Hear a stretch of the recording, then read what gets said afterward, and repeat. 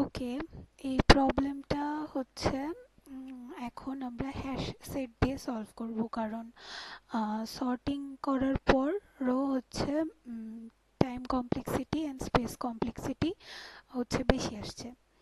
তো আম, আমরা এখন হ্যাশ সেট দিয়ে সলিউশন করব। তো এটার জন্য হচ্ছে আমরা একটা হচ্ছে কনস্ট্যান্ট ভ্যারিয়েবল ক্রিয়েট করব সিন নামে, অ্যান্ড হচ্ছে সেটার ভেতরে আমরা নতুন যে সেটটা ক্রিয়েট করব, নিউ সেট, সেটা হচ্ছে আমরা স্টোর করব। এখন হচ্ছে জাভা স্ক্রিপ্টে হ্যাশ সেট ক্রিয়েট করার মেথড হচ্ছে এটা নিউ ডট সেট। এখানে নতুন সেট হচ্ছে ক্রিয়েট হবে।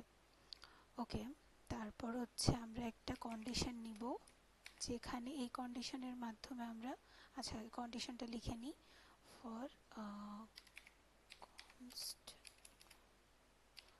const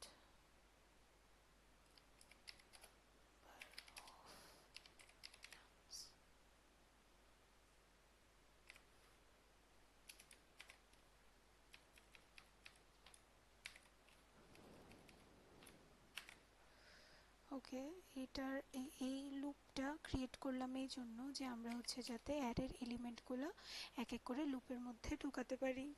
নাম স্যারের যে যে এলিমেন্ট আছে এক এক করে লুপের মধ্যে প্রবেশ করবে, দিয়ে তারপর হচ্ছে একটা কন্ডিশন চেক করবে, সেটা হচ্ছে সিন ডট হ্যাশ।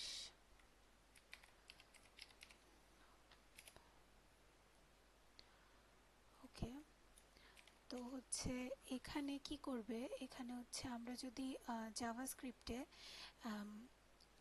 হ্যাশ সেটে কোনো হচ্ছে ভ্যালু চেক করতে যাই, তো সেক্ষেত্রে আমরা ভ্যারিয়েবল ডট হ্যাশ ব্যবহার করি। এটা হচ্ছে একটা মেথড জাভাস্ক্রিপ্টের। তো হচ্ছে ভ্যারিয়েবলটার মধ্যে যে নাম্বারটা মানে হচ্ছে এই যে এটা তো হচ্ছে আমাদের অ্যারের এলিমেন্ট, তো হচ্ছে এখানে ওয়ান।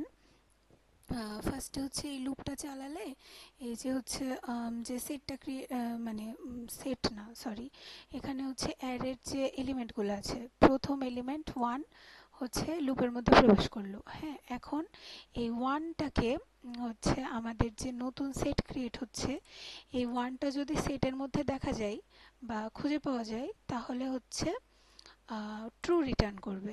হ্যাঁ, রিটার্ন ট্রু।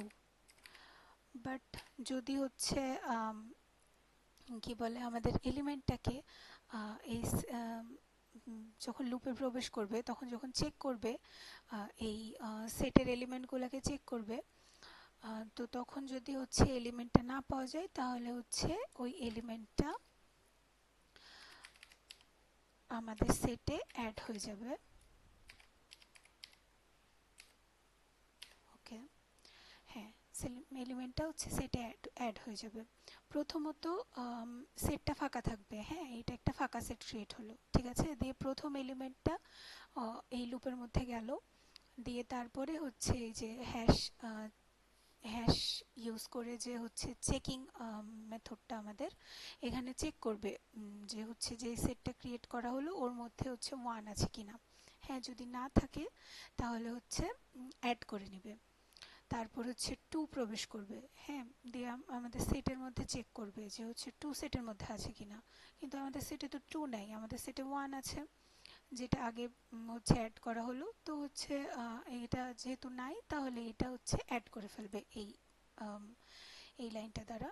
দিয়ে তারপর থ্রিও সেভাবে হচ্ছে চেক হবে, থ্রিও যেহেতু নাই, থ্রিও অ্যাড হয়ে যাবে। দিয়ে তারপরে ফোর্থ এলিমেন্ট ওয়ান আসলো। এখন ওয়ান হচ্ছে এই লুপের মধ্যে প্রবেশ করবে, দিয়ে চেক করবে যে এই সেটের মধ্যে হচ্ছে ওয়ান আছে কিনা। তো ওয়ান তো আমাদের আগে হচ্ছে ইনপুট করা আছে, তো সেই জন্য ওয়ান হচ্ছে কি বলে চেক করে পেয়ে যাবে। তো সেক্ষেত্রে হচ্ছে রিটার্ন ট্রু রিটার্ন করবে।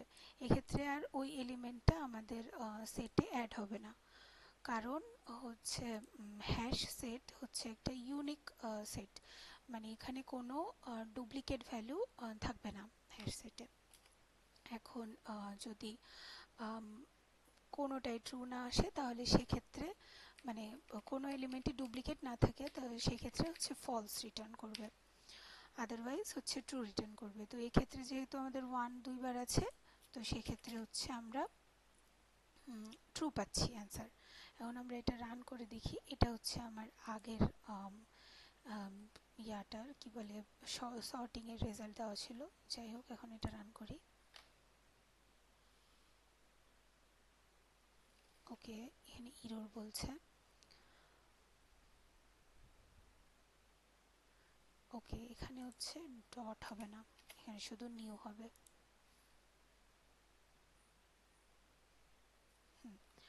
তো তাহলে এটা আমাদের একটা সলিউশন আসলো। এখন এটা আমরা সাবমিট করব। বিসমিল্লাহ। ওকে, তো এটা আমাদের সাবমিট হয়ে গেছে। আমাদের লিড কোডের প্রথম প্রবলেম অ্যাকসেপ্ট হয়ে গেছে।